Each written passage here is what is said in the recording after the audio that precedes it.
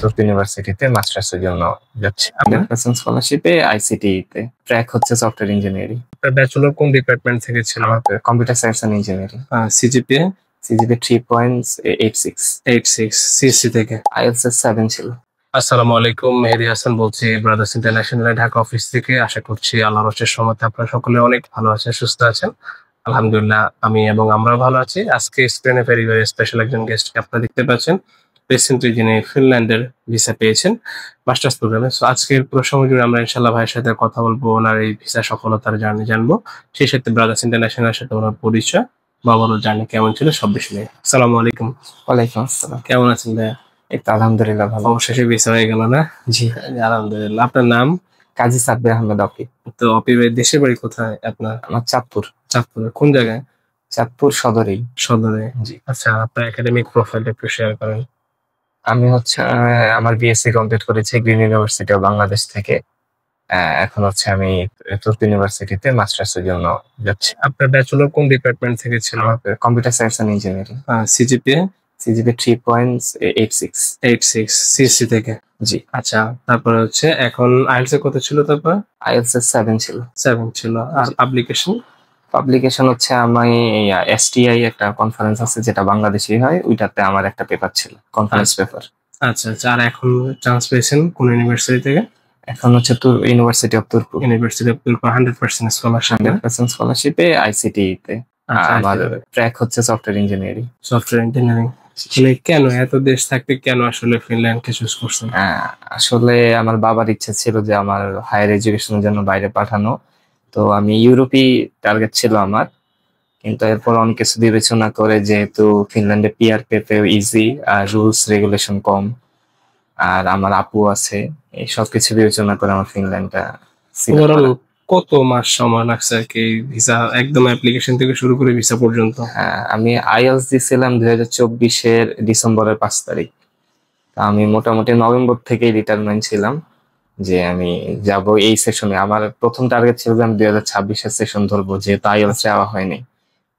পরে বলতেছে যে দেশের অবস্থা প্লাস ফিনল্যান্ডেও রেগুলেশন রুলস বাড়তেছে, সেক্ষেত্রে হুট করে ডিসিশন নিলাম যে এখন আইএলটিএস দিব, ভালো স্কোর হলে এইবারই অ্যাপ্লাই করবো।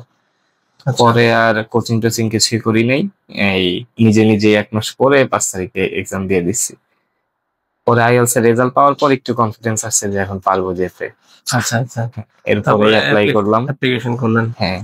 খুব অল্প সময়ের ভিতরে মোটামুটি সবগুলো রেজাল্ট চলে আসে। আমি তখন আমার টার্গেট ছিল আলতোর, ওইটা ডিসেম্বরের 27 তারিখে ছিল লাস্ট ডেট, এই কারণে আমি 5 তারিখে দিছি। আমার রেজাল্ট আসছিল 19 তারিখে। পরে এই 1 সপ্তাহের মধ্যেই যেভাবে পারি অ্যাপ্লাই করছি, এরপরে জয়েন্টে করলাম। আচ্ছা আচ্ছা। তারপর 100% স্কলারশিপ আসলে। এবং এমবাসিতে আপনি ইন্ডিয়াতে কবে গিয়েছিলেন? ইন্ডিয়াতে গেছি আমি 19 তারিখ, 19 মে। আর রেজাল্ট আসছে আমার এমবাসি ফেস করছে 22 তারিখে, রেজাল্ট আসছে জুনের 18 তারিখ। 18 তারিখ, তার মানে হচ্ছে 1 মাসের থেকে 4 দিন কম। হ্যাঁ 4 দিন কম। আলহামদুলিল্লাহ, এটা আমার কাছে খুব ভালো লাগার একটা বিষয় ছিল, কারণ আপনারা আমাদের একটা ভিডিও দেখেছিলেন ফিনল্যান্ডের ভিসা সাকসেসের, সেখানে আমার ভাতিজা ছিল আর 188 দিন লাগছিল। সো ওইটা দেখার পরে স্বাভাবিকভাবে আমরা একটু ঘাবড়ায় গেছি যে আসলে এতদিন সময় লাগলে স্টুডেন্টদেরও আসলে হ্যাসেল, কনসালটেন্ট হিসেবে আমাদেরও হ্যাসেল, বা তাদের ফ্যামিলি সব মিলে সবার একটা হ্যাসেল আর কি। তো ভাইয়ের রেজাল্টটা পাওয়ার পরে আমি একটু মানে রাশি খেলাম আর কি, যে এত তাড়াতাড়ি রেজাল্ট দিয়ে দিল।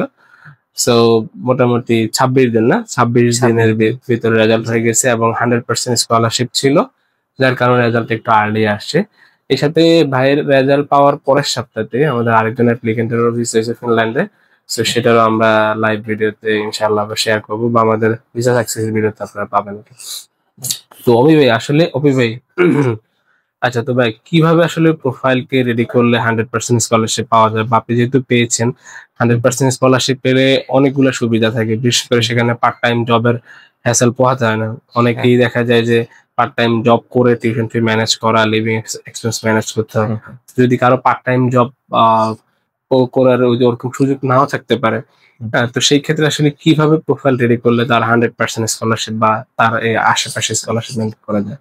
আমার সাথে তো তুর্ক ইউনিভার্সিটি গ্রুপে অনেকেই আছে যারা তুর্কতেও 100% পাইছে, আবার হেলসিঙ্কি ইউনিভার্সিটিও 100% পাইছে।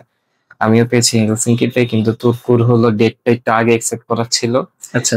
মানে এটা ছিল এপ্রিলের 16 তারিখের মধ্যে যদি তুর্কুতে অ্যাকসেপ্ট না করি সেক্ষেত্রে আমার স্কলারশিপ চলে যাবে।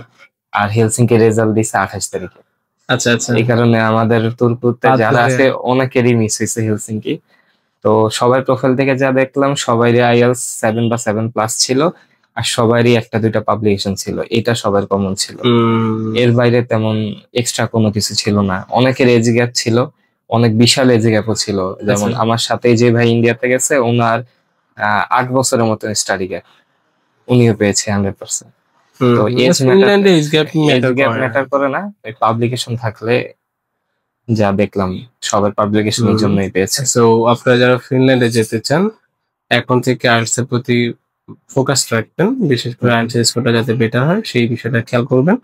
আর চেষ্টা করবেন একটা দুটা জার্নাল বা পাবলিকেশন আর্টিকেল থাকলে সেক্ষেত্রে আপনার অ্যাকসেপ্টেন্স রেটটা বেশি থাকবে। আর যখন আপনি আসলে বেশি স্কলারশিপ পাবেন আপনার ভিসাটাও খুব আর্লি হবে একটা সব মিলিয়ে। ওভারঅল ব্রাদার্স এর সাথে জার্নি কেমন ছিল?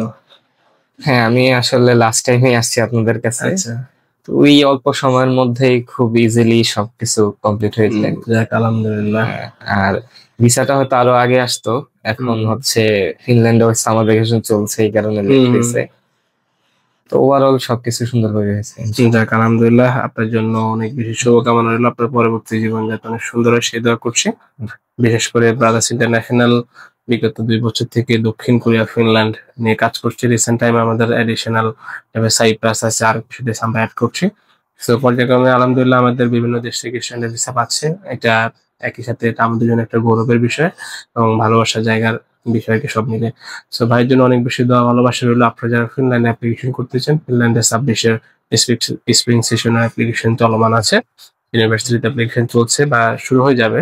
সো এখন থেকে আপনার প্রোফাইলটা ভালোভাবে রেডি করলে বেটার একটা স্কলারশিপ পাবেন বা আর্লি বার্ডের একটা ভালো স্কলারশিপ গ্র্যাব করতে পারবেন সব মিলে।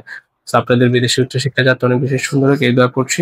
আর ভাই আমাদের নিয়ে আসলে শেষ কোনো লাইন আছে কিনা বা স্টুডেন্টদের উদ্দেশ্যে কোনো কথা বলার আছে কিনা? যারা আর কি এখন যেতে চায় আমার ইয়া থাকবে যে আগে থেকেই প্রিপারেশন শুরু করতে, আর একটা ভালো, যদি যারা নিজে না পারে রিসার্চ করতে তারা একটা ভালো কোনো এজেন্সি বা কনসালটেন্সির সাথে আগে থেকে হয়েছে। সেক্ষেত্রে আমিও রাদার ইন্টারন্যাশনাল সাজেস্ট করছি, কারণ ওনারা পাঠাচ্ছে এবং আমাদের টিম মেম্বাররা ফিনল্যান্ডেই থাকে। যারা ফিনল্যান্ডে কাজ করে তারা ফিনল্যান্ডে থাকে। টিম মেম্বার 2 জন ফিনল্যান্ড থাকে এবং আমাদের ম্যাক্সিমাম রিলেটিভ ফিনল্যান্ডে থাকে। তো যার কারণে আমরা ফিনল্যান্ডে সেখানে খুব বেটার একটা সার্ভিস দিতে পারি। এটা আপনাদের কনফিডেন্টলি বলতে চাই। আলহামদুলিল্লাহ। ঠিক আছে ভাই, জন্য অনেক বেশি দোয়া ভালোবাসা রইলো। আজকের মতো এখান থেকে আমরা বিদায় নিচ্ছি। দেখা হবে ইনশাআল্লাহ ফিনল্যান্ডে। আসসালামু আলাইকুম। আসসালামু আলাইকুম।